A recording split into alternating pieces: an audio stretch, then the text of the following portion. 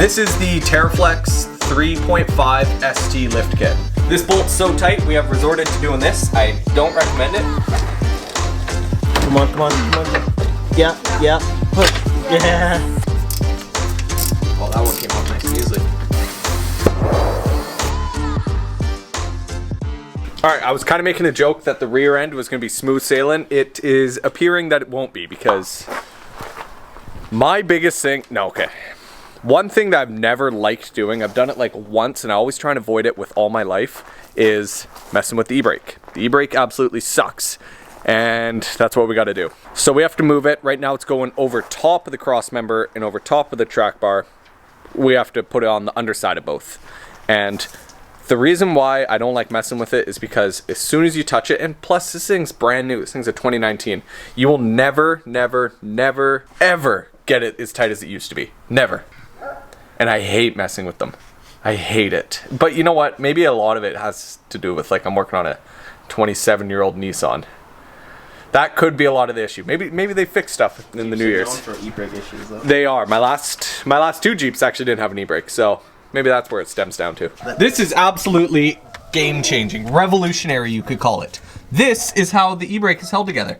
All you gotta do is put it through like that. E-brakes are now a breeze in the 2019s. Oh my god, dude, I'm actually fired up. I just got out from underneath. I took off this little bracket thing. This holds down the e-brake lines. So now those things are off. Now we just have one more little step. We just have to pinch something. It's expanded right now. We have to pinch it closed, push it through a hole. I know. This thing seems like it might be a bit of an issue, but hopefully Nikolai gets it. And then once we get this side, it's just one more on the other side. Then we just got to figure out how we're gonna route it. You got it? Yeah. There, that took no time at all. And then the key is we're gonna get him to come onto this side because he's already the master of it. So I don't, like, what's the point of me trying to learn how to do it, waste time, when we can get him under there because he already knows how to do it. So, under the cross member, Yep. under fuel lines. Very broad, yeah, okay. Route e-brake cables under cross member and fuel lines. Do you even see the fuel lines? Yeah, I see where it needs to go. Okay. I do see where it needs to go, but don't know how that's gonna happen. Here. We're under. I don't know where we want it, but it's under. Do this one. There. They clipped in, pull on it. Yeah. That snapped a lot more, didn't it? Nope. That's kind of loose though. It's tight though. Okay. Yeah. Well, it was super loose before. So Now tighten the e-brake and see what happens. Oh, dude, I hate e-brakes. All the way up. I hate e-brakes, dude. I hate them. We got the e-brake cables all put back together. There was just something that came loose underneath the center console. Two bolts, one on each side. Lifted it up, put it back in place, went back together like nothing. So now we got to start the next thing.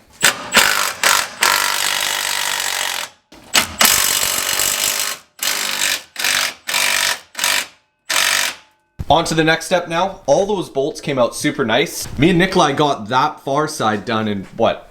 Under 2 minutes. Yeah, at least. And that may seem like a long time, but a lot of them are like really stuck on there. I don't know why they're super stuck on, but. So now we're just gonna break the sway bars free, take those completely out, and then we gotta take the brake line anchors off. Okay, so we got the rear sway bars out.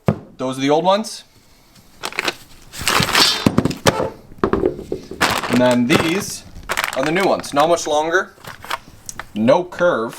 Okay, now the next thing is we've got to take off the rear shock.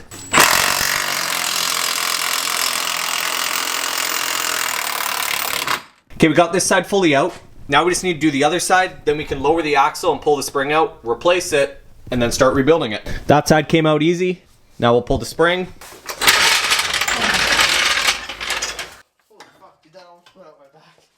I got this spring in on this side. If you guys can see, there's a little bit of tape holding in the top hat. It didn't want to stay up there, but it's in. They're actually going in quite easy. We were worried about having to jack up the rear end just so that the axle gets lower, but it seems to be sliding in. And yeah, we have to tape because this thing doesn't want to stay on. You got her in. Okay, we got both springs in. They're all seated correctly. Now we just want to get the shocks in so nothing can really drop too much. I went ahead and took out that splash guard just so we have easier access to the bolt hole. Nikolai has the shock. We're ready to slide this guy in.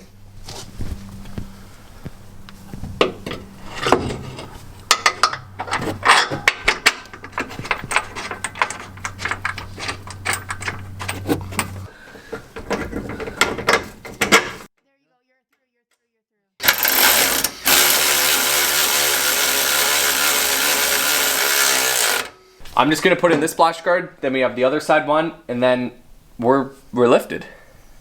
Like realistically, we have everything in to consider it lifted. We still got to do all so we got to do the track bar relocation bracket and the control arm brackets, but they recommend you do that when the car is actually on wheels, sitting flat, not on jacks. So we're gonna be jacking this thing up, putting wheels on pretty quick. So I'm pretty excited about that. I'm super excited to see how big this thing is.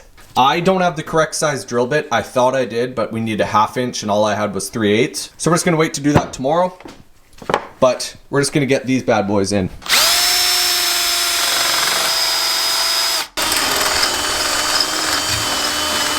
We got that bolt in, the one up in the back. See if you guys can see that. Yeah, you guys can kind of see it somewhere back there. And then the sway bar bolt. So it was kind of hard to film under there just because there's not a whole lot of room. While I was doing that, Nikolai was getting the rear track bar done. So there's that bracket. He got it on there. It's fully bolted in, not super tight yet, just because you're supposed to do it when it's on the ground. So now the only issue we're having is now the sway bar end link is on, and it's mounted to the sway bar itself. The sway bar is contacting the shock.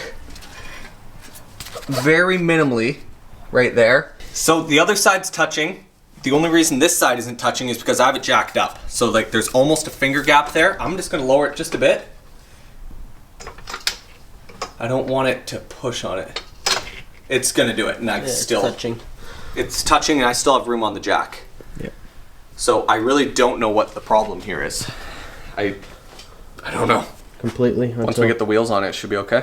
Yeah. No. Yeah. You'll be fine at It'll right. be fine. I just can't flex. But you know don't what? I flex can't it. do it without the drive shaft, anyways. So I need to get a drive shaft at some point. I just didn't want to do it right now because it's really not essential. I can drive the car normally. Yes, sir. There we go. All the way through? Yeah.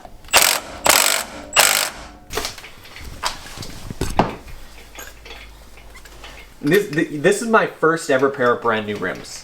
Really? I've never owned brand new rims. Huh. Like where I buy a set of rims and then take them out of the box, buy a set of rims and they're in a box. Never done it. Always bought second hand. Dude, that looks so good. Oh my god, man. This feels so good because it's like my Jeep. And it's not, I always say this, it's not a 30-year-old box Japanese car. I'm more happy about this lift and rims than I ever have with my 240. Totally. I want to leave the ones in the frame Okay. for now, at least. So I'm gonna come down slowly. Slowly. Should be sitting on frame a bit. Hold on, I'm not sitting. Oh my god. The wheel poke. Oh my god. I don't know how good the camera does it. Hold on. Sorry guys. That looks so good, doesn't that? Like, do you like that? I like it. Dude, I am so happy. Oh man, this is gonna be close. So a lot of you guys are probably gonna say it's lower than the garage door, which it is, but when the garage door goes up, there's like the curved rail. Some of it ends right around there. I don't know exactly where, but like we're pretty close. Probably just the rotor. A little bit more, one more pump. There it is. Coming down. Put her down. Get all 4 wheels. Oh my lord. I really wish I measured it before. I didn't measure it, but this is high. Like this is high. I am so happy with how this is. This is absolutely insane. I really didn't think it was gonna turn out like this. I'm at a loss of words, man. Every single thing I keep saying is just like, oh my gosh, like that's the only sentence I can really form about this. I'm just so happy. What I noticed yesterday is when we open up the garage, this thing would barely be scraping the roof. Now it's down here. Oh, So like that's a good, I'll try and like show a clip right now where it's, well, I'll zoom it in. But like it was like just barely touching that. Now it's down here. Oh, Nikolai wants to measure the string. almost 5 inches. Probably gained, yeah, honestly, about 5 inches. Before anybody comments like that's super inaccurate, we know we're not actually gonna measure the garage door string. Okay, can I drive it out? Is there anything stopping me from driving it out? No, you just. Everything's tight. Oh my god, dude, come on. Like seriously, come on. Good. Lots of space. Yeah.